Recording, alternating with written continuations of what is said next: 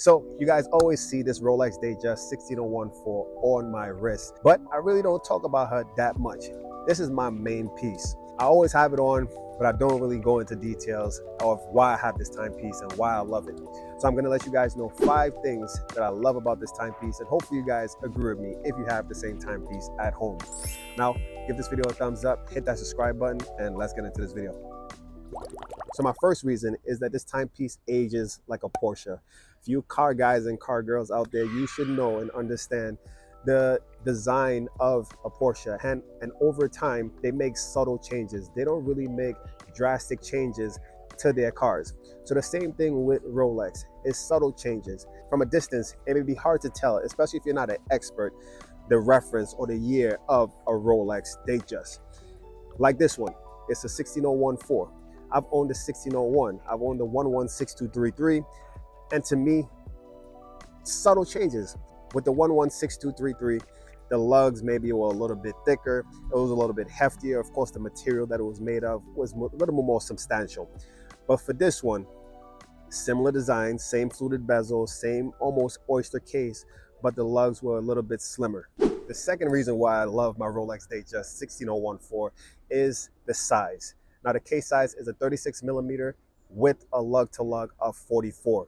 Now I've mentioned in some of my videos where the lug to lug is one of the most important measurements to take on your timepiece. So it's not the largest timepiece, but it's not small by any means. I would consider it like a unisex size. I don't know if you're like me, but if you are with this, comment down below. But I love seeing my timepiece on someone else's wrist. So if I have a partner, I would love to just have that person wear the timepiece for the day and just appreciate it on their wrist. So this Rolex Datejust is the perfect size for me and for also a female, a lady, if they want to wear it. Also, this 36 millimeter size is perfect for casual and formal. I'm someone that really can break down a timepiece and make sure that the setting or the time that you wear it is ideal. And I do understand that the size of a timepiece does make it more formal or more casual. But for some reason, this 36 millimeter size case seems to be perfect for casual and for formal. Even though I do recommend for a more casual setting, maybe a 40 millimeter or something. It depends on your wrist size. And if it's a formal setting, definitely smaller, like even a 33 millimeter size, a 34 millimeter size case is perfect for a dressy occasion. Now, the third reason why I love this timepiece is the bracelet. Now, I'm about to make a bold statement, and it is that I believe that when it comes to Rolex, the bracelet makes up most of the appeal when it comes to these timepieces. For some reason, the Jubilee bracelet is just beautiful. I've even put Jubilee bracelets on other timepieces like my Omega Constellation. And for some reason, the bracelet just makes the watch stand out even more. So the Jubilee bracelet, guys, is one of my favorites when it comes to what Rolex manufacture.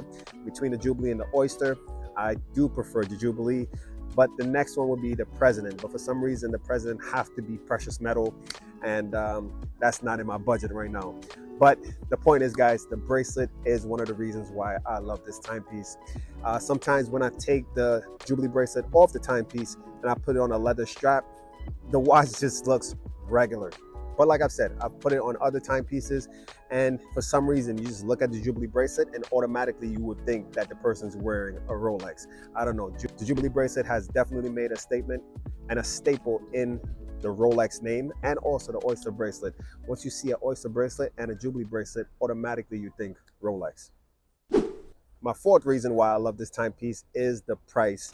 To me, this is affordable. Well, for some people, it might not be. $4,000 to $7,000 range is a lot. But to me, guys, this is definitely affordable for the timepiece. It's very accurate. It's robust. It's one that you could actually beat up and do a lot of things with. Even though it's vintage, it's still a timepiece. Once you have it serviced, you have it water tested, that you could do any and everything with it. So I just gave you guys a range. It varies, guys. It depends on the condition. It depends if it has box and papers, and it also depends on the spec. So depending on the dial, if you have a blue dial, if you have a wood dial, a rare dial, a Buckley dial, the price will vary.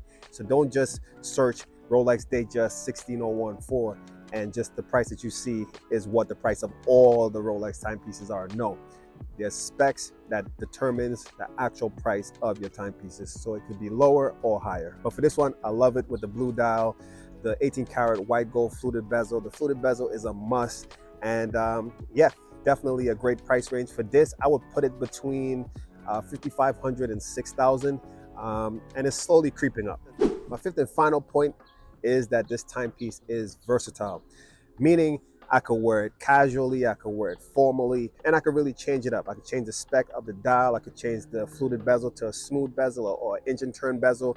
I could take the Jubilee bracelet off and I could put a President bracelet, I could put an Oyster bracelet, I could put a leather strap on it, I could put a NATO strap, I could put a rubber strap. There's so many different things I could do just with this one timepiece. It's stainless steel, so it's endless, the things that I could put on it just to make it different and unique and just change it up so that I could appreciate it.